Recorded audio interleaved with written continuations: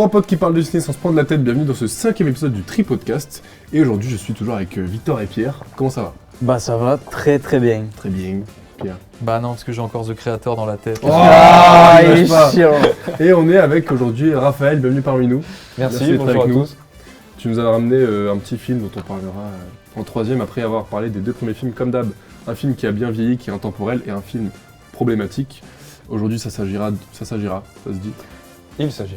Il s'agira de The Nightingale ainsi que de Un justicier dans la ville et du coup, toi, une terreur dans le Shanghai Express. Voilà, je propose de commencer direct avec un extrait de The Nightingale pour en parler.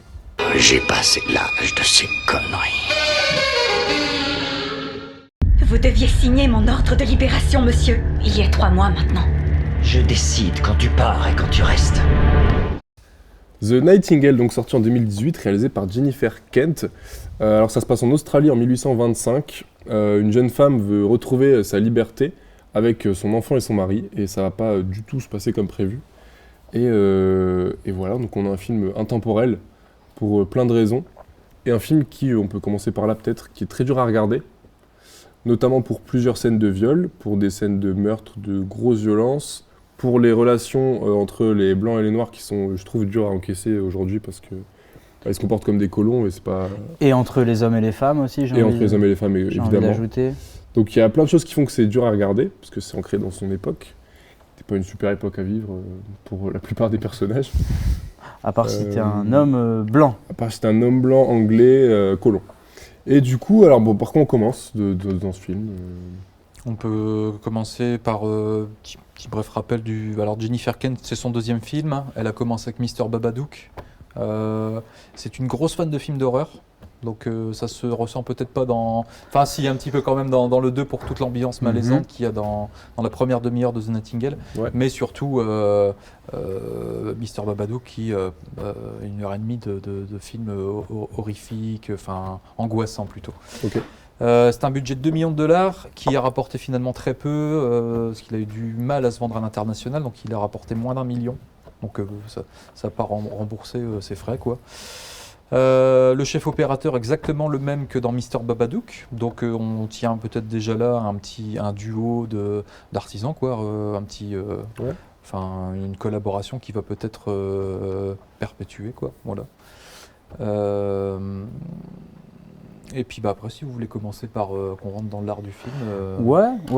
Moi, ça me plairait, ce serait pas forcément très correct de dire que ça me plairait de parler du film, mais en tout cas, j'ai quand même envie de raconter comment moi je l'ai vécu au premier visionnage. Je regarde très peu de films qui sont aussi violents que ça, parce qu'il faut vraiment le souligner pour les gens qui s'ils veulent le voir, et qui sachent que c'est un film qui est d'une violence inouïe. Moi, j'ai très peu vu de films aussi violents. D'habitude, je m'en écarte un petit peu. Là, j'avoue, j'ai été un peu pris de court. Je ne savais pas que c'était à ce point-là. Et c'est fait par une femme. Et on le sent dans le film, puisqu'il y a un sort qui est réservé aux personnages qui sont issus d'une minorité ou qui sont des femmes. Le traitement de ces gens-là dans le film, il est horrible. Et il y a vraiment un devoir de mémoire, j'ai l'impression, dans le film. Il essaye vraiment de retranscrire ce qu'on pouvait subir quand on faisait partie de ces minorités. Et du coup, le film est très dur parce qu'on est 200 ans plus tard, du coup, et il s'en est passé des choses. Et du coup, il compte un peu ces traumatismes que tout le monde pouvait avoir. Et du coup, moi, sans spoiler le film, sans en parler, je voulais juste déjà dire que c'était un film très violent pour moi. Ce qui rajoute encore à ça, je trouve, c'est que déjà c'est en 4/3 et je trouve que ça nous plonge encore plus dans l'histoire, dans le centre du truc. Et la manière de filmer, pour moi, j'ai oublié un moment la caméra dans le sens où j'étais avec eux en fait dans la forêt, je me réveillais avec eux et j'attendais les mêmes personnages, j'avais peur que les gens... Enfin, vraiment, j'étais dans l'histoire complètement avec eux et je trouve que ça renforce encore plus l'empathie que tu as avec les personnages. En plus, tu n'en as pas tout... Enfin, selon l'évolution du film, l'empathie évolue parce que les comportements évoluent en gros. Et, gros coup de cœur pour le personnage de son guide qui s'appelle Billy là. Ouais, c'est un personnage de ouf. Interprété par Bengali Ganambar dans c'est le premier rôle en fait. C'est son tout premier rôle. Trop fort. Il est vraiment trop bien. Ouais. Je trouve qu'il porte pas mal le film parce que elle, après son personnage est pas simple à interpréter donc je pourrais pas dire que Elle joue pas mal, c'est pas vrai du tout, mais c'est un personnage qui est dur à. Mais on sait pas comment. C'est dur de s'accrocher en fait. En fait, on sait pas comment quelqu'un qui subit cette violence, elle peut réagir. Du coup, le film, tu sais jamais s'il est dans le vrai ou dans le faux, parce qu'en fait, finalement, en fait, tu t'en rends pas compte. En fait, Moi, j'avoue, j'ai été un peu porté par le film. À un moment donné, il vient te rattraper, il te dit non, il faut que tu regardes ça. Moi, je voulais un peu détourner. C'est rare, hein, mais qu'un film où je l'ai regardé sur mon téléphone, j'ai aucune honte. Mais j'avais envie de détourner le téléphone au bout d'un moment, quoi, parce que j'étais non, c'est pas possible. Je peux pas regarder ça. Tu disais qu'il venait des films d'horreur. Moi, les cauchemars qu'elle fait dans le film, ça m'a terrorisé. Ah, les scènes de cauchemars sont. Et pourtant, incroyables. Je les ai notées là. Pour un deuxième visionnage, là, j'avais oublié à quel point c'était vraiment efficace. Ah, c'est horrible. Moi, tu vois, Babadook, je trouve qu'il avait pas forcément fonctionné. Parce que je l'avais vu au ciné, pourtant, je pensais que le film, j'allais beaucoup aimer et j'avais été un peu déçu. Et là, vraiment, même en termes de comment montrer l'horreur, franchement, c'est un film horrible. C'est un film qui est horrible. Il y a une scène de cauchemar où je crois que j'ai tourné la tête. C'est pas un des premiers, c'est quand elle voit le jeune là, qui est tout défiguré, qui lui dit en boucle, je sais plus quelle phrase il lui dit, je crois qu'il lui dit tout va bien en boucle. Et là, c'est une scène qui était très dure à voir, je pense. Non, je trouve. C'est un film qui s'inflige. On en parle ici comme un film qui a très peu vieilli et qui va très peu vieillir, parce que c'est encore un peu trop tôt pour en parler, mais qui, je pense, est destiné à être intemporel. Surtout que c'est un film qui n'est pas très vu, c'est ce qu'on se disait. Voilà. C'est un film qui n'est pas très vu. Il est sorti en 2018. Moi, j'ai quand même. J'ai pas vu énormément de pubs. Enfin, je le connaissais pas ce film avant qu'on me le propose. Qui a eu du mal à se mettre en place, qui nécessitait plusieurs des producteurs de partout pour que le financement puisse se faire. Voilà les budgets de par son sujet, j'imagine. Mais tu sens par contre du coup que la réalisatrice veut parler de ça et ne va jamais s'écarter de son sujet à aucun moment. On est vraiment dans cette histoire-là. Le début pourrait faire penser à une histoire de Rap and Revenge. C'est ce que je m'étais dit, moi. Mais qui, au final, passé la demi-heure, va petit à petit se transformer en plusieurs genres de films, selon moi. On a quelque part du road movie. On a le film introspectif, un petit peu, beaucoup aussi. Ouais. Dites-moi ce que vous avez vu style, mais je m'attendais, moi, pour le coup, à juste je vais pas dire un vulgaire Rap and Revenge, tu vois. Il y a un moment où ça dépasse la quête de revanche, où même elle est même plus sûre de vouloir le tuer et de vouloir réussir, parce que justement, ça a dépassé ça, tellement ça les a marqués, les deux personnages. Et limite, c'est l'autre qui veut encore plus de revanche. Ouais. Donc c'est pas juste un revenge movie. Mais il t'emmène hors de la fiction, le film, parce qu'il te dit, à un moment donné, t'as vu, il se passe ça, c'est horrible. Mais c'est quoi les vraies questions qu'il faut se poser pour ces personnages-là? Tu sais, tu te dis, ok, je suis à fond dedans, parce qu'il se passe quelque chose au début du film qui fait comme une explosion, et du coup on se dit qu'il va découler plein de choses de cette explosion, et en fait, tu sais plus, t'étais plus sûr des motivations des personnages. Moi, c'est vrai que le film, je l'ai vu il n'y a pas très longtemps, là, donc il est encore frais, je ne l'ai pas encore bien digéré, j'ai l'impression qu'il va me falloir beaucoup de temps. Parce que c'est méga dur. On va pas spoiler, mais c'est super dur comme film. En termes de distribution, tu disais ça avait été compliqué à distribuer. Ouais, c'est ça. C'est un film qui est un peu de par son sujet. Alors moi, je l'ai pas vu. Je visualise à peu près à quoi ressemble le film, mais c'est un film qui a été compliqué à sortir en France. C'est un film qui a beaucoup tourné dans les festivals, etc. Et c'est grâce à ça en fait que le bouche à oreille a marché et qu'on a réussi à l'avoir en France aussi. Mais c'est un film qui travaille beaucoup justement avec sa radicalité, ou du moins dans ce qui en sort des réactions des gens, c'est que c'est ça qui marque en fait. C'est pas juste une chronique historique ou une présentation un peu du monde aborigène australien. Comme ça a pu être fait avant, il y a eu d'autres films qui ont présenté ça par le passé, mais j'ai l'impression que au vu des retours qui existent du film, c'est quand même ce voyage au fond du bayou en Australie enfin c'est pas le bayou là-bas, c'est l'outback, mais qui vraiment choque en fait, parce que ça a l'air d'être vraiment une descente au fond du fond, quoi. C'est dur d'en parler sans spoiler, donc moi je pense qu'on peut conseiller que de le voir, parce que c'est un film aussi qui demande à à en parler en fait aussi, parce qu'il aborde des thèmes qui sont toujours d'actualité et qui vont être d'actualité de toute manière. Donc, puis on va parler d'un film, le dernier film qu'on va parler dans ce podcast, il rejoint beaucoup ce film-là. Donc on fera écho à ce moment-là, quoi. Ouais, en fait, c'est un film à part. Je sais pas exactement comment m'expliquer, mais c'est une expérience unique quand tu le regardes. C'est ce genre de film où quand tu le commences, tu sais que ça va être un truc différent parce que. Bah déjà le format en fait, déjà le 4 tiers c'est pas déjà le toujours format que tu vois ça au perturbe un cinéma. peu et en plus dès l'intro tu te dis ok c'est un film qui va forcément me perturber. Tu vois. Ouais, il y a beaucoup de films où tu les oublies quand tu sors de la séance, même si c'était bien. Il y a une quête viscérale un petit peu je pense dans c'est ce que déjà Babadook c'était un petit peu comme ça aussi dans son choix de cadrage, comment elle filme le monstre, etc. Et là j'ai l'impression qu'elle poursuit un peu ce projet de mise en scène là. On a des caméras qui sont très près du corps, tu vas voir des plans fixes et après des plans en steadicam, mais qui collent vraiment au personnage et comme tu as dit, on a vraiment l'impression de suivre ce voyage en leur compagnie, quoi. Il y a vraiment aussi des plans magnifiques notamment tous les plans de coupe avec la lune. C'est rare que je me dise waouh cette lune est vachement bien tu sais parce que dans combien de films t'as vu ça, tu vois, ça va peut-être me marquer dans Massacre à la tronçonneuse par exemple où t'as cette lune qui vient toutes les demi-heures pour marquer un grand moment qui va arriver, pour marquer une ellipse, c'est plutôt lourd. Et en fait je me suis fait la réflexion également avec celui-ci où à chaque fois que j'ai les plans de lune je dis waouh c'est trop bien quoi. Vraiment plastiquement c'est beau, très bien éclairé. Toute la première demi-heure également, toutes ces scènes en intérieur, on a un éclairage bougie, c'est très tamisé.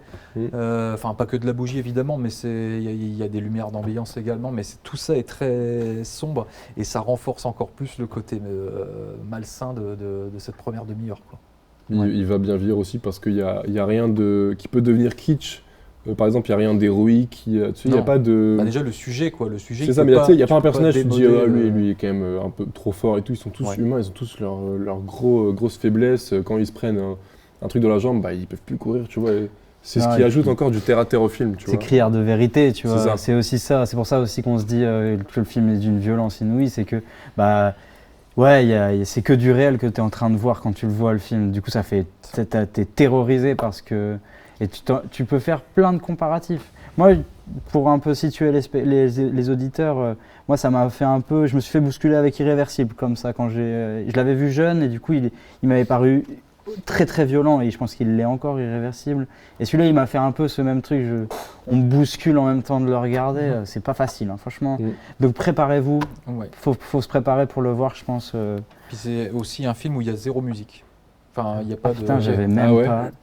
Je crois qu'il y a un moment donné une note ou deux, mais sinon le reste c'est chanté, c'est des chants. Bah oui, puisque le film s'appelle Le Rossignol. Voilà. Ok, j'avoue que j'ai même pas fait gaffe. Bah ouais, et puis les deux personnages principaux, c'est ceux qui chantent. Ouais. Et donc c'est pour ça aussi, la poésie elle vient d'eux. Donc il manque un peu de poésie dans ce film et elle est là. Je trouve qu'il y en a, il y en a un petit peu de ces. Enfin, après, j'ai retenu juste une scène d'humour. Enfin, comment c'est de l'humour, mais c'est plutôt. C'est pas de l'humour explosif. C'est quand à un moment donné, tu as le personnage donc de Baïk Ali Ganambar qui s'introduit dans une maison pour voler de la nourriture. Et là, tu as le propriétaire de la maison qui arrive et puis qui le traite de diable noir. Ouais. Et en fait, il lui tire dessus, mais il le rate. Et en fait, ça perce un sac de farine. Et là, d'un coup, il se retrouve tout blanc. Et j'ai trouvé ça plutôt pertinent, tu vois. Mais tout de suite, après, il fuit, il s'en va. Et il n'y a plus de place à l'humour. Ça a duré une seconde, même pas. C'est pour les auditeurs, sachez que c'est le seul moment où vous allez un tout petit peu sourire, mais c'est tout, quoi. C'est tout. Et encore, quand je dis sourire, il y a ce personnage-là qui peut donner il donne un petit peu de baume au cœur, même, tu vois, avec quand il fait ses quelques rituels où il y a un peu de positif dans tout ça. Tu te dis que lui, tu vois, quand il voit l'oiseau, il est très content. Tu te dis que c'est le seul mec, il sourit. Elle a pas souri une seule fois, ce qui est normal. Lui, il sourit encore, tu vois. Je trouve ça beau. Le bien, tout ce qui découle du bien, moi, mon idée du bien, elle est mise en valeur que par cette femme, par les enfants, par ces noirs. Sinon, tous les hommes blancs dégagent c'est Halloween, quoi. Genre, ils sont horribles, c'est horrible. Par le vieux, anecdotique. Voilà, donc on vous conseille largement, si vous êtes accroché, The Nightingale, qui est un très bon revenge movie. Et nous, on va parler d'un autre revenge movie qui est plus problématique. C'est Un justicier dans la ville. Petit extrait. Houston, on a un problème. Any chance of catching these men? There's a chance, sure. Just a chance. I'd be less than honest if I gave you more hope, Mr. Kersey. This is Paul Kersey. Un justicier dans la ville, sorti en 1974, réalisé par Michael Winner.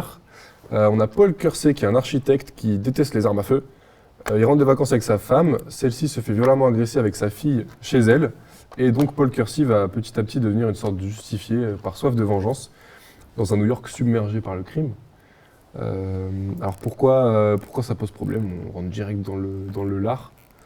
Alors pourquoi ça pose problème? J'imagine c'est même certain, c'est le sujet du film, hein. C'est déjà cette séquence de viol qu'on a au tout début, qui, à part dans La dernière maison sur la gauche de Wes Craven, on n'avait pas vu une telle violence à l'écran, quoi.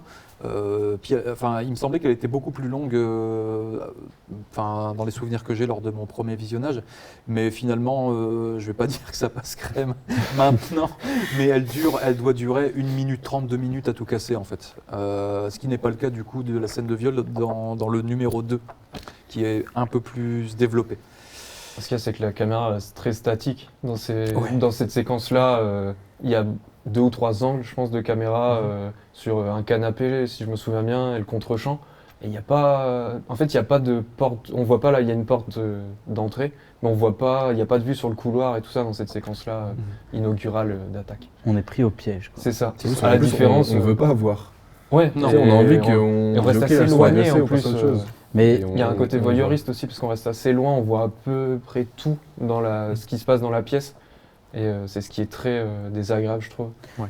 Comparé, pardon, je fais une digression, mais dans Orange Mécanique, il y a aussi un petit peu déjà les prémices 2 ans avant de cette séquence-là, filmée un peu plus brutalement. Mais du coup, cette scène, elle sert à justement, pour tout le propos du film, parce qu'elle s'y accroche pour te justifier. Voilà, justifier. Ah, il est bon. C'est bon boulot de justicier. Ouais, c'est pour montrer, regardez, les voyous, ils sont horribles, et du coup, Paul Kersey a le droit de tous les tuer pendant 1h30. Il n'a pas le droit, gratuitement. Non, mais c'est ça le propos du film. C'est surtout la problématique, pourquoi le film est problématique, du coup, c'est ça. également pour ce qui va suivre. C'est qu'il fait l'apologie de l'autodéfense. Voilà. C'est un film qui te fait peur quand il sort en 74, alors j'y étais pas, mais il a un message politique très très clair. Déjà parce que 3 fois dans le film, il dit, des personnages disent à Paul Kersey, j'espère que t'es pas un de ces gauchos. La scène d'intro, il y a un de ses collègues qui lui dit qu'il faut mettre les pauvres dans des camps de concentration, mot pour mot. Il y a un message comme ça qui est très très clair. Ouais, et en même temps, je trouve pas tellement avec le temps. C'est surtout les gens de l'extérieur qui, lui, il reste quand même, on va dire plus d'un point de vue socialiste mais américain. Et c'est tous les personnages autour de lui, ses collègues, etc., qui sont beaucoup plus radicaux vis-à-vis de l'autre, surtout à New York dans les années 70 où c'était gangréné par la violence et ça a été ce qu'on voit dans Taxi Driver après, par exemple. C'était hyper violent, plein de gens se faisaient agresser. New York, c'était un coupe-gorge complet. Si vous avez vu The Warriors de Walter Hill, c'est inspiré de tous les gangs qu'il y avait à ce moment-là à New York. Et donc au début du film, Paul Kersey, il est un peu, il veut pas trop se mêler et il veut justement loger les pauvres, mettre des pauvres et des riches ensemble parce qu'il est architecte. Il y a un peu cette notion-là qui rentre en jeu. Et finalement, il y a un indice pour dire que ça va être le maître un petit peu de la ville, c'est ce plan où il surplombe la maquette là, de New York dans son bureau, où justement, insidieusement, en fait, il va finir par vouloir maîtriser tout l'espace new-yorkais par la violence. Et le problème aussi, c'est que pour moi, ça sert pas vraiment le scénario. En fait, pour moi, le scénario, j'ai pas vu un grand intérêt parce qu'il cherche même pas les coupables. Au final, et l'enquête policière qui a un semblant d'intrigue, je trouve qu'on n'y croit pas. Donc pour moi, à un moment, il n'y a plus de scénar, c'est juste un mec qui sort de chez lui tous les soirs et qui tue des gens gratos. Bah ouais. Et je trouve que son personnage, il est pas construit Bah ouais, de mais manière si. intéressante. Ah bah Bah, si, si, c'est si. ça, Ah bah bah si. c'est ça qui Si, rend. Je suis justement. pas d'accord. Parce qu'en fait, moi, ce qui, par exemple, m'a marqué dans le premier, c'est que je m'attendais à ce qu'il retrouve les coupables. Et en fait, le film a fait exprès de ne pas te donner cette satisfaction. Et du coup, ce personnage va petit à petit sombrer dans une folie meurtrière, quoi. Puis, Et du coup, c'est lui le criminel. Il y a autre chose aussi qui est malin et qui donne pas raison au personnage de Bronson, c'est que nous on la voit, la séquence d'attaque, lui on lui raconte seulement. C'est-à-dire que lui il n'est pas présent au moment de cette Ah ouais, séquence-là, exactement, donc c'est ouais. un souvenir, c'est des dépositions, etc. Lui c'est juste que il s'est passé ça pour sa famille, il s'est fait attaquer, enfin elles se sont fait attaquer, etc. Mais lui il sait ni qui, enfin c'est un peu la quête tout le long du film, mais il va jamais aboutir parce que pour lui tous les malfrats de New York méritent d'être punis. Mais c'est un souvenir qu'on lui raconte. Et donc c'est une pure construction mentale en fait cette idée de vengeance. Par exemple, à la différence du Punisher où plusieurs fois, au cours du temps, lui il voit sa famille mourir devant ses yeux, donc la vengeance peut être plus motivée parce que lui c'est un dommage collatéral. Là c'est finalement plus un souhait de réaffirmer sa virilité, d'être le plus fort, etc. Et ça parcourt tout le film, cette idée-là. Moi, je le trouve captivant, ce personnage, parce que c'est un glaçon, il est glacial. Ouais. Moi, je Ça, connais. c'est Bronson aussi. Bah ouais, mais moi, je connais pas Bronson parce que c'est mon deuxième film, parce que j'ai vu Il était une fois dans l'Ouest, mais je me rappelais même plus qu'il était dedans, parce que je m'intéressais pas forcément à qui étaient les acteurs dans les films. Bref, là, c'est mon vrai premier film de Charles Bronson. En tout cas, j'ai la sensation. Je m'attendais à avoir un film d'action, un film avec, justement, je voyais l'affiche que tu avais avec la Gatling. Je m'étais imaginé que c'était qui allait bouger, ouais, voilà, il allait faire des pirouettes et tout ça. Et en fait, pas du tout. Il reste statique. Il a trouvé il a fait un trou dans sa veste qui lui permet de, toujours en ayant les mains dans les poches, de pouvoir tirer sur son assaillant. Et ça, en fait, je trouve que c'est la proposition de fiction. Elle est trop bien. J'imagine qu'il s'est passé des gens dans leur tête qui se sont dit « Ah, je vais être comme Charles Bronson dans le film Le Justicier de la Ville ».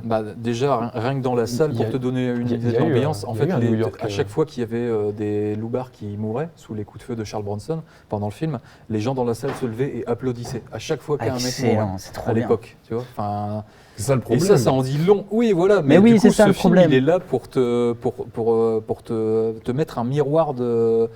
Enfin, comment ? Si ça se trouve, tu vas te découvrir des choses en toi que tu ignorais, ou révéler des choses. C'est pour ça que le fameux plan dont on parlait avant le début de l'émission, ce plan qui est le plan qui conclut le film, où en fait Bronson braque son doigt en direction de l'objectif. En fait, ça s'adresse directement à nous spectateurs, quoi, tu vois. Et je trouve cette image vraiment forte. Le problème, c'est à qui il délivre le film.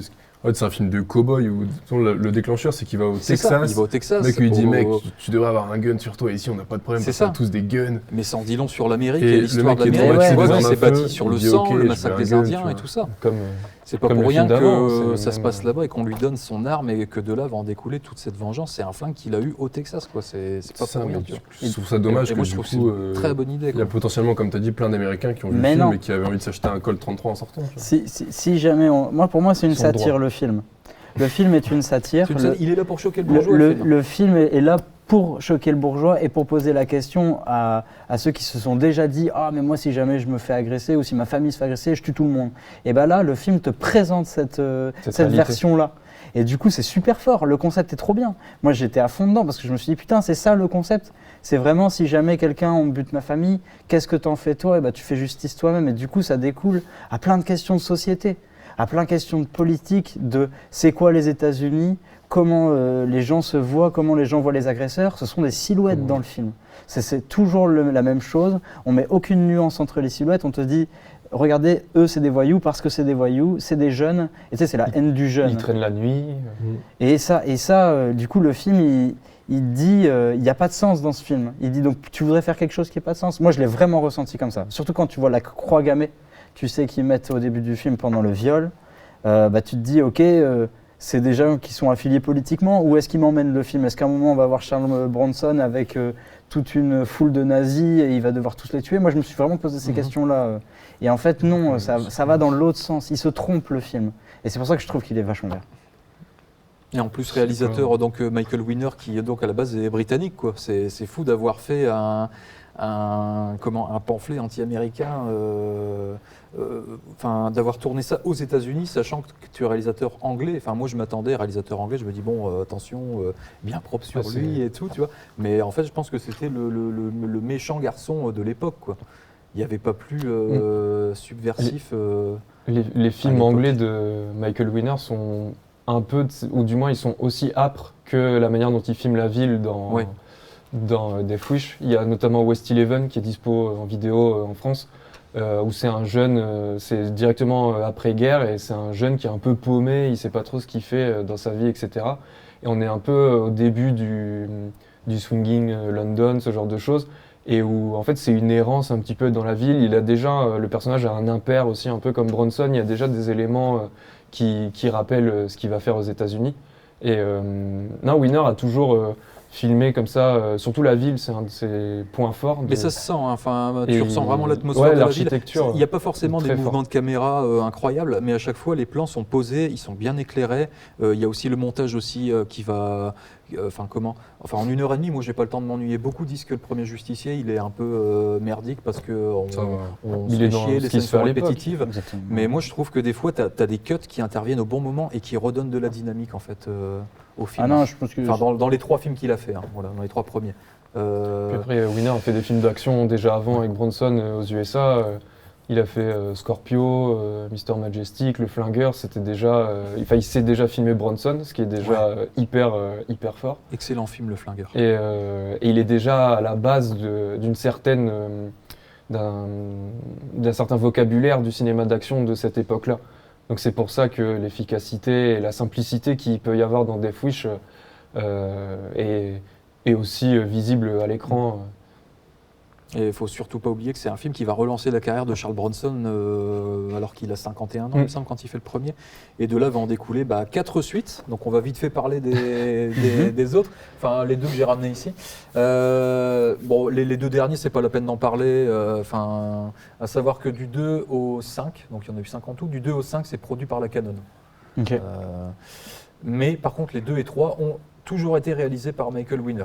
C'est le même tandem. Donc le Justicier dans la ville 2, pour vous la faire courte, il part carrément à l'opposé, il part à l'ouest, ça se passe à Los Angeles. Et donc on est toujours avec sa fille, il s'est retrouvé une compagne, ils ont une femme de ménage, etc. Et en fait, à un moment donné, il y a des loupards qui sont là, notamment Laurence Fishburne dans un de ses premiers rôles. Morpheus, quoi, il est là, il fait un des violeurs. Et là, pour le coup, le viol, il est beaucoup plus. Donc en fait, sa fille se fait revioler une deuxième fois. Quel enfer. Et la femme de ménage également, qui elle finit carrément en tournante, quoi. Ils sont 5 loupards et tout le monde y va, quoi. Enfin, donc ça dure peut-être 7-8 bonnes minutes, donc c'est un peu plus malsain que le premier. Mais là, pour le coup, Charles Bronson les retrouve tous. Voilà, donc là, il y a peut-être la satisfaction que tu n'as pas eue. Là, l'américain, il a dû être content. C'est un peu plus comic books. Et on a ce détective qui, alors tu penses, je crois qu'il est revenu juste pour qu'on ait un lien d'attachement par rapport au premier. Ce détective qui éternue tout le temps dans le premier, en fait, on le retrouve dans le 2. Il n'y a aucune raison à ce qu'il soit là, parce que le mec, il part de New York pour aller au Los Angeles. C'est pas trop crédible, mais bon. Donc voilà le 2, pareil, toujours aussi bien filmé, il y a des scènes malaisantes, il y a, pour le coup c'est vraiment le vigilante movie dans toute sa splendeur en fait. Il y a, beaucoup disent que c'est celui-ci le plus représentatif du genre. D'accord. Ce que j'ai lu sur les suites, c'est que, parce que j'ai pas vu les 5, c'est que le 1 c'est un film de réac et que les autres encore plus. Ouais, en fait, ça pousse l'idée jusqu'à son paroxysme. Et le 3 est vraiment jouissif. Alors ça, c'est le premier film que j'ai vu. Grâce à, je pense, c'est mon père. Je lui fais un petit coucou. Il avait la VHS du film. C'est le premier que j'ai vu quand j'étais petit. Et je me dis, mais qu'est-ce que je regarde, quoi. Celui-là, il est vraiment... ne sachant pas que je regardais celui-là, il est plus actionneur. T'allais dire quoi? Un nanar, voilà. Mais c'est un nanar jouissif dans la grande lignée de Justice Sauvage ou de Commando avec Schwarzy, quoi.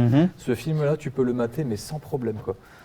Vraiment, je conseille à tous si vous voulez. Déjà, là, ce qui est écrit derrière, c'est tellement américain, c'est écrit Paul Kersey de retour à New York avec son Wadley 475 Magnum et Charles Bronson encore plus armé. C'est vraiment genre. J'adore. Il y a encore plus d'armes, venez voir. Ah non mais là c'est fou, tu vois, il repart dans une cité pour voir un de ses amis, un compagnon de guerre qui meurt immédiatement au bout de 5 minutes et en fait c'est une bande de loupards mais ils sont au moins 50. Et c'est un gang. C'est un gang et tu sens que c'est eux qui ont la main mise sur le quartier et ils emmerdent les vieux la nuit, ils les cambriolent et tout. Et en fait t'as Bronson qui arrive et puis il va tous les initier au gun. Il y a plus le message il y envoyé a est quand même une milice catastrophique. dans le 3. C'est Ah ouais, super dangereux. T'as même des enfants de 5-6 ans qui tirent sur des dangereux. méchants. Putain, Quoi, j'adore tu vois. les À la fin, toute Américains. la ville s'y met. C'est super joué. Pour conclure, le message du film est quand même super dangereux et super grave, mais apparemment c'est quand même bien. Selon vous. Qui est pas convaincu. Le Ah, film s'écarte un peu, il dit pas qu'il cautionne ce que fait le personnage. Il y a une limite morale, je pense. Je suis pas sûr. Si, Winner a essayé quand même de se mettre à l'écart de. C'est l'apologie de ce qu'il veut un peu montrer. du mal alpha quand il parle avec son beau-fils qui lui essaye de plus apprendre la situation avec ses émotions et tout, sa femme qui est traumatisée et lui il lui dit ceux qui sont pas courageux c'est des lopettes. Ouais, mais ça n'empêche c'est pas du de second vomir, degré. ça n'empêche pas, tu C'est vois, du de se second sentir degré. mal Ouais, après ouais. les premiers meurtres qu'il commet, tu vois. Autant le 2 et 3 poussent les compteurs à fond, tu vois, on est dans du cartoon, hein, surtout dans le 3. Ouais. Mais le premier, moi je le considère comme un film d'auteur, quoi. Je le mets à ce niveau-là, quoi, film d'auteur. Moi, je peux comprendre. Moi, de toute façon, regarde-le et Je sais pas. vois-le sur un second degré, peut-être. Et pas sur J'ai un peut-être téléphone été trop. portable. Non, mais j'ai Rien. Non. Non, je pense que le film te conditionne pour te mettre quand même à l'écart des actions de Bronson dans le film, du moins dans le premier, où tu dois plus te questionner sur lui, son rapport à la violence, sur ce qu'il devient en fait, parce que ce pistolet sa tenue est façonnée de la manière dont il tient son arme, il y a une extension de lui-même finalement avec ce pistolet, il y a l'idée d'atteindre un idéal américain, mais qui est plus proche du Far West ou de cette tu dis époque-là. pas ça le ronge et c'est pas bien parce que Non, à un moment on dirait qu'il est content, il dit à un moment, il rentre chez lui, je vais pas il me est devant morfondre la de toute ma télé. vie, à la fin il sourit, tu te dis quand même. Parce Et que lui, ce qui est oui. heureux c'est de buter des gens, tu vois. Je sais pas. Mais c'est toute l'ambiguïté du Vigilant Movie, et c'est de dire on monte des actions qui sont quand même des meurtres, des choses, des exactions, mais en même temps on doit les montrer pour pouvoir en parler. C'est-à-dire que c'est un problème qu'il faut aborder et on doit pouvoir le montrer, parce que si c'est juste des rapports de police, on dit il y a des gens qui sont morts dans la rue, machin, ils se sont fait tirer dessus, ça perd de la portée psychologique et historique, surtout vis-à-vis de New York à ce moment-là. Ouais. Super. C'est vrai. On peut peut-être conclure par quelques conclut. des petites informations supplémentaires. Donc on a la musique Herbie Hancock, grand jazzman, qui sera remplacé dans le 2 et 3. Alors il faut savoir que le 2 et le 3 c'est exactement la même, C'est la même équipe. c'est la même bande sonore en fait, c'est la même musique. Ils ont mis la même musique mais elle est faite par Jimmy Page de Led Zeppelin. Voilà. À la base, le film, le premier, devait être réalisé par Sidney Lumet et en fait, il préféra à l'époque tourner Serpico à la place. Ok. Justicier, c'est tiré d'un roman de Brian Garfield qui a détesté le film à sa sortie parce que il s'attendait pas à ce que le public soit aussi réactif pendant les scènes de meurtre. Lui, tout ce qu'il voulait faire, c'était il voulait en aucun cas faire un film pro-vigilance. Ouais, c'est plus un roman anti-armes à la base, justement, où les armes, ça dégoûte Paul Kersey dans le roman. On a également Jeff Goldblum qui n'a pas dormi de la veille quand il a su la séquence qui devait tourner le lendemain. Et donc cette séquence, apparemment, elle a été tournée presque en tournée montée, c'est-à-dire tous les plans utiles ont été filmés directement. Il n'y a pas eu il n'y a pas des plans qui n'ont pas servi. Tout ce que vous voyez dans le film a été filmé one shot et puis ils sont passés directement à autre chose. On a également en stagiaire monteur sur ce film William Lustig, donc qui est vraiment, alors lui c'est Mister Série B, donc William Lustig qui a fait Maniac, qui a bénéficié d'un remake de Frank Calfoun, merci. Donc c'est produit par Aja, Alexandre Aja, merci. Ils finissent leur phrase aussi. Et c'est William Lustig qui a fait évidemment la série des Maniac Cop.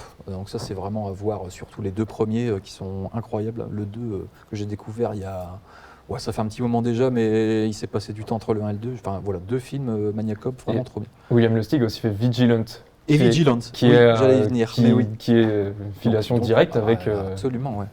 avec ce qu'on voit dans le film. Et Ok. c'est tout pour moi. Merci pour ces petites Super. belles infos pour conclure sur Death Wish. Nous, on va enchaîner avec le fameux film de l'invité, Une terreur dans le Shanghai Shanghai Express. Et on met un extrait. Travel with us, if you dare, on the Horror Express.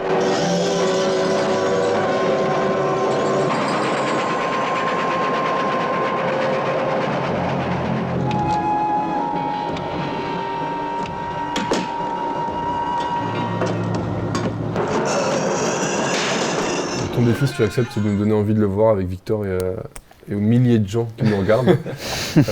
Vas-y. Alors, Terreur dans le Shanghai Express, Horror Express en français, Ok. enfin en anglais et en français. Rapide peur en québécois. sûrement. Oui, certainement. Donc c'est un film de 72, je crois, 72 ou 74, je m'en souviens. 72. Anglo-espagnol, donc il y a des capitaux anglais et des capitaux espagnols. Réalisé par Eugenio Martin, c'est un réal de série B espagnol qui a beaucoup fait du film d'aventure dans les années 60, du western aussi. Il a fait notamment un film sur Pancho Villa qui est super et qui a servi, dont les décors ont servi à Horror Express après. Et donc, on est, pour vous pitcher rapidement le film, on est au début du XXe siècle, au Tibet.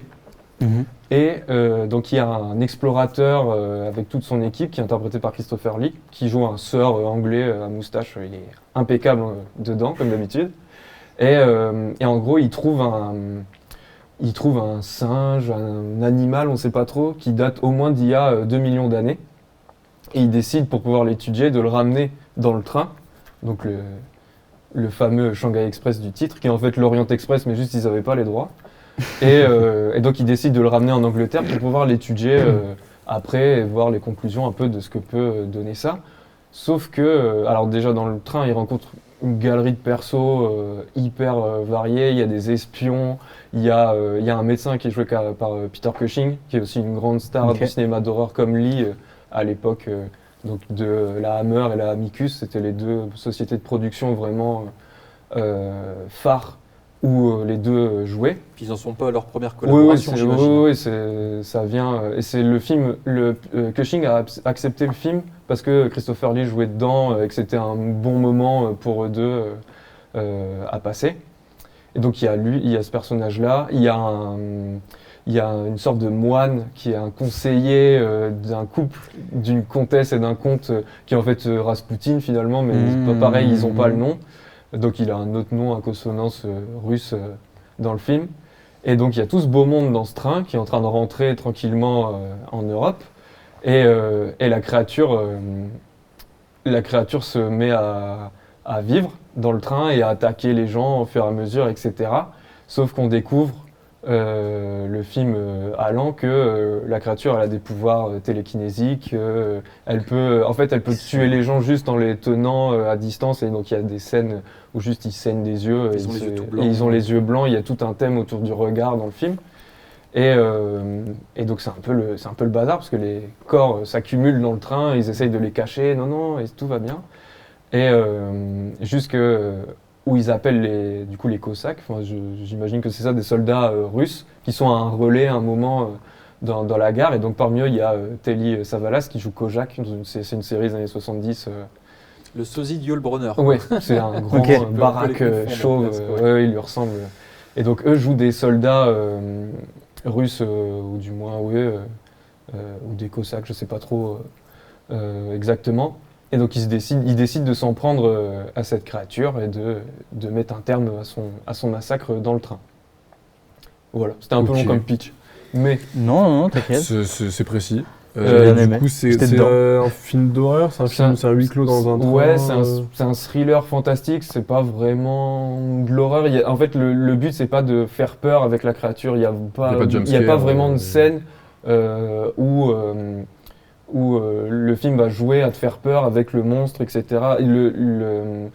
La créature, elle est vraiment plein pot, on la voit. En fait, il y a plus une étude sur comment elle fonctionne au début, pendant la première demi-heure du film. Mais ce qui, pour moi, mérite le coup d'œil de ce film-là, et ce qui le rend un peu unique dans l'histoire, c'est que ça vous a peut-être fait penser à un autre film ou à 2 autres films. Alors, est-ce qu'il n'y aurait pas The Thing? Exactement. Parce qu'en gros, le Horror Express, c'est l'adaptation pas vraiment officielle de Who Goes There. Donc la nouvelle qui a servi de base à donc de John W. Campbell, l'auteur, qui a servi de base à La chose d'un autre monde de Christian Nyby et d'Howard Hawks, et après de The Thing de Carpenter. Et en fait, c'est hyper fascinant de voir The Thing de Carpenter avant qu'il sorte. Parce qu'il y a vraiment des éléments où, du coup, on est en huis clos dans le train, il attaque au fur et à mesure, et en fait, la créature, à un moment, peut changer elle est polymorphe, elle peut changer de forme. Ok. Et elle prend la forme d'un des passagers, sauf que eux le savent pas, nous spectateurs on le sait, il y a des mécanismes de mise en scène qui permettent de le comprendre. Et donc la créature saute d'hôte en hôte, comme la chose dans le film de 82. Et il n'y a pas que ça, je trouve. Si tu as vu le film, toi? J'ai vu le film, ouais. Moi, je trouve que le film, il est beaucoup carpenterien avant que Carpenter commence sa carrière, parce qu'il y a des moments, du coup, la scène avec les soldats qui rappelle beaucoup Assaut, où tu as des gros plans dans le noir, un peu éclairés, en basse lumière, etc., où il y a vraiment un côté siège. Il y a un personnage qui a un cache-œil d'ailleurs, à un moment. Il y a du coup les personnages, quand ils sont possédés, ils ont les yeux rouges, comme les persos dans The Fog. Ouais. Il y a beaucoup d'éléments comme ça qui rappellent le cinéma de Carpenter avant même qu'il existe. Et je trouve que le film, en fait, il adopte la forme de la créature, parce que quand on le suit dès le début, on se dit « Ah, c'est petite série B d'horreur avec un monstre, etc. » Puis après, ça devient un film de body snatcher. Au final, il contrôle d'autres humains, etc. Puis après, tous les cadavres que la créature a tués, ils se relèvent, donc ça redevient un film de zombies, sachant qu'il n'y a que eu La Nuit des Morts Vivants qui est sorti à ce moment-là. Et finalement, le film, il est hyper différent. Toutes les 20 minutes, il change un peu de forme. Et c'est hyper agréable, je trouve, de suivre le film, parce que quand on comprend le mécanisme, en fait, on attend juste comment il va se transformer lui-même et qu'est-ce qu'il cache encore au fur et à mesure. Et pour ça, je trouve que c'est une super découverte et je vous conseille de le voir. Ah bah stylé, j'ai trop envie de le voir. Ça m'a donné envie, ouais. C'est marrant cette filiation du coup que tu fais Carpenter, parce que du coup ça me fait tout de suite penser là, peut-être le plus représentatif dans la filmo de Carpenter qui donc rejoint ce film, c'est Ghost of Mars. Ouais. Oui, parce qu'il y a un train Là, il y aussi. a vraiment Ok, tout. T'as le train, j'ai vu. J'ai vu. vu. T'as des gens possédés, ils reviennent à la vie. Exactement. J'avais ça pas change oui, c'est d'un vrai. autre. Enfin ok, cool, vraiment bien. Mais non, c'est pour ça, je trouve, il n'y a pas grand bruit autour de ce film parmi toutes les séries B un petit peu qu'on déterre là ces derniers temps. Et je trouve que celui-là, il a pas il n'y a pas du fan service en disant ah regardez on a fait comme, parce que ça n'existe pas encore les films là que j'ai cités. Donc c'est hyper rafraîchissant en fait de voir comment un cinéaste qui n'a pas de repères filme ces éléments fantastiques là. À cette époque-là, avec ses effets, avec ces acteurs-là, etc. Et avec ce cachet un petit peu production européenne, avec des acteurs espagnols, etc. Avec vraiment plein de monde, de plein de pays différents pour pouvoir le vendre sur plein de territoires. Et le film, il est cité parmi les inspirations des autres cinéastes ou? Non, c'est pas même dans les fans de fantastique, c'est pas un film qui ressort. Forcément, même dans la filmo de Lee ou de Cushing, c'est pas un qui est cité en premier. En même temps, ils en ont tellement que ça va être difficile. Mais même en tant que repère un petit peu culturel du genre, c'est pas si mis en avant que ça. Et pourtant, je trouve le film très généreux. Ça mériterait peut-être un bon remake à la poignée. Il y a The Thing. The Thing, ouais. Oui, ça se passe dans la neige, vu qu'on est du côté de la Sibérie, etc. Okay. Okay. En plus, on avait parlé de The Thing dans l'épisode 1 ou 2, sans mentionner, l'inspiration. Donc c'est marrant de savoir donc, que ça a un papa. Moi, je vais le regarder. Bah ouais, moi je vais courir aller le voir, je pense, du coup. Et en parlant de courir aller voir, en ce moment, il faut courir aller voir autre chose. C'est le nouveau Scorsese, c'est Killers of the Flower Moon. On envoie un petit extrait, puis on en parle rapidement.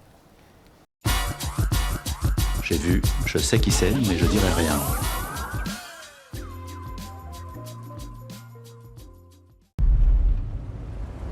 Qui c'est cette terre, Henri? C'est ma terre. Le voilà enfin, notre héros de guerre est de retour au bercail. On a bien fait de revenir ici parce qu'ici, les ossages sont les meilleurs. À 80 ans, Martin Scorsese nous sort ça. Martin Tu m'as pris de court. Il se débrouille encore, Martin, à 80 piges, je crois. Je l'ai pas vu encore. Il fait un petit peu la loi, toujours, hein, il domine hein, sur... Est-ce qu'il faut aller le voir? Tu l'as pas vu, toi, c'est ça? Je l'ai pas vu, j'ai pas le temps. 3h30, je les ai pas encore. Tout le monde l'a vu. Pierre, tu l'as vu. Raphaël, tu l'as vu. Moi, je l'ai vu aussi. On a eu ordre de ne pas trop spoiler, mais il faut quand même parler du film pour en dire ce qu'il en est, si vous devez aller le voir ou pas. Déjà, c'est un Scorsese. Comme tu l'as dit, c'est Martin Scorsese qui sort ce film en 2023. C'est un Scorsese au cinéma. Parce que le précédent, on l'a pas eu. En salle. Mais c'est un Scorsese Apple au cinéma. Ouais. Et ça, je pense qu'il est important de le noter, puisque c'est pas une coïncidence que le film, je pense, dure 3h30. C'est parce que aussi Apple lui a donné les clés pour qu'il puisse faire le film de la durée dont il voulait. Donc, moi je pense qu'on a beaucoup parlé de sa durée. J'ai vu que ça, des gens qui aiment parler de sa durée. C'est un peu ça n'a aucune importance. Enfin, faut arrêter avec les films de durée. Faut arrêter avec les gens qui regardent sur leur téléphone aussi. Surtout quand tu vois le prix de la place, tu vois, on me met un film de 3h30 devant moi, au prix où j'ai payé ma place, bah ça les vaut largement. Exactement. Et puis, alors que Avatar, putain. Non mais ça c'est la jeunesse qui parle. C'est la jeunesse qui parle. On veut pas avoir. J'adore les films longs. Oppenheimer, je suis allé 2 fois en salle. Bah ouais, mais là dis-toi que c'est une demi-heure de plus. Et c'est marrant parce que 3h30, moi je sais pas vous, mais je suis pas ressorti complètement chargé comme si j'avais vu un film de 3h30. Pas épuisé comme Oppenheimer peut être épuisant. Même Casino, exemple. Casino, c'est frénétique en plus. C'est hyper chargé. Et non, et là c'est un peu moins chargé, mais c'est aussi le propos du film. Je pense qu'on peut raconter un peu le premier quart d'heure. Bien sûr. C'est donc le personnage de Leonardo DiCaprio, je n'ai plus du tout son nom. Ernest, je ne sais plus. Non, son frère s'appelle Byron, mais bon, lui, je ne sais plus c'est quoi son nom de famille. C'est quelqu'un qui vient de faire la guerre. On se passe dans les années 1900, je ne sais pas. 1900, on est après la Première Guerre, donc on doit être 1920, un truc comme ça. Donc il déjà des voitures. Il revient de la Première Guerre, je pense qu'il revient d'Europe, hein, c'est ça. Hein. Et puis, il revient en terre conquis par les Blancs sur un terrain comment on appelle ça Non, pas conquis par les Blancs, justement. C'est les propriétés. Ça, c'est ce que tu as compris. C'est aux Osages. Aux Indiens. Non, mais oui, ça appartient aux Osages, mais finalement... en gros, ils ont les Osages, en fait, c'est après la séparation des États par les immigrés, les Américains. Ils ont tout découpé, ils ont dit aux tribus qui restaient indiennes, vous avez cette terre-là, vous avez ça, vous avez ça. Ils les ont parqués un peu partout sur le territoire. Et les Osages, donc la tribu qu'on voit dans le film, ont hérité de ce bout de terre-là. Je sais même pas où ça se situe. Il n'y a aucun repère vis-à-vis d'une grande ville. Et puis les États-Unis, moi, c'est vraiment... C'est vaste. Ça a l'air vaste. Il y a de l'herbe, il n'y a pas trop de désert et tout ça, donc ça doit être... dans le milieu, je pense, on sait pas trop. Et donc, coup de bol pour eux, ils ont plein de pétrole sur cette terre-là qui jaillit. Notamment, il y a vraiment une séquence magnifique. Cette séquence en slow-mo, là, très bien. Ouais. C'est presque la note d'intention du film, quoi. Ce ralenti sur tout ce pétrole. Dans la bande-annonce, c'est l'argent qui coule, quoi. C'est en même temps, ils changent de couleur, ils changent de couleur de peau, ils se modifient eux-mêmes. Et donc c'est le personnage de DiCaprio qui arrive, il se fait, on va dire entre guillemets, embaucher par son oncle qui dirige un peu les environs. En tout cas, on comprend pas très bien ce qu'il dirige, mais en tout cas, on sait qu'il a une grande portion de terre. C'est un propriétaire un peu terrien. Lui, il a un ranch avec des animaux, avec des vaches, des chevaux, etc. Donc c'est De Niro, lui, du coup. C'est De Niro. Il joue le King, ce qui se fait appeler King. Donc, et donc, en périphérie un peu de la vie. On va comprendre ce qui se trame, puisque c'est deux peuples qui cohabitent en même temps dans une civilisation. Et en fait, il y a les indigènes indiens qui sont devenus des riches. Et il y a les Blancs qui sont venus aussi, l'homme blanc qui est venu là essayer de s'approprier peut-être les terres, tout ça. Et c'est le film qui raconte l'histoire vraie d'une indienne. Pareil, je n'ai pas le nom ni de la... Molly. Tu l'as vu le film? Molly. T'as vu la bande-annonce? Bah non, mais c'est parce que tu sais, 3h30 t'as lu de une critique film. dessus, T'as regardé des films sur ton téléphone. Hein. Ouais, c'était trop petit. Mais en fait, c'est dur d'en faire un résumé sans spoiler. C'est compliqué. Puisque finalement, le film, il parle de plein de choses. Le silence est très important dans le film. C'est la première scène de De Niro. Il dit, tu verras, les Indiens, quand ils ne parlent pas, ça a plus de sens que quand ils parlent.